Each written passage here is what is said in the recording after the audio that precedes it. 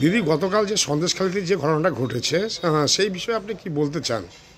দেখুন, সন্দেশখালীর ঘটনাটা যেটা ঘটেছে সেটা গোটা রাজ্যে এমনভাবে ছড়িয়েছে যে কিছু বলার নেই। দিদির এইসব কাজ যারা করছে, আজকে শেখ শাহজাহানের লোকজন গোটা সন্দেশখালীতে ঘরে ঘরে গিয়ে হিন্দু মহিলা থেকে শুরু করে এবং বাড়িতে ঢুকে মনে করেন যে যারা দেখতে সুন্দর বউ মেয়ে তাদেরকে দেহ সঙ্গিনী হিসেবে তাদের পার্টি অফিসে তুলছে এবং সেখানে তাদের উপর অত্যাচার করা হচ্ছে। তারপরে রাত্রেবেলা ভোরবেলা বা কোনো সময় 2-3 দিন রেখে তাদের মনের আশ যতক্ষণ না মিটছে ততক্ষণ মহিলাদের উপর অত্যাচার করা হচ্ছে। তারপরে আমরা যা দেখছি সোশ্যাল মিডিয়ায়, যে মেয়েদের কাপড় খুলে দিচ্ছে, গলা কেটে দিচ্ছে, হাত দিয়ে রক্ত পড়ছে।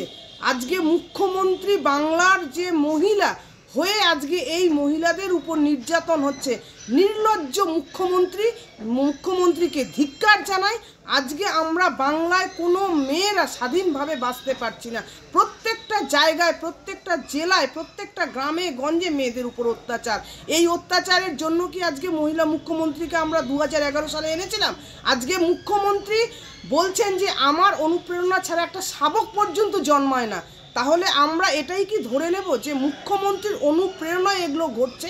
আজকে যে যে কাজ করছে, দুষ্কর্ম দুষ্কৃতি, মানুষকে মারছে, সেখানে মুখ্যমন্ত্রী তাদেরকে লুকিয়ে রাখছে।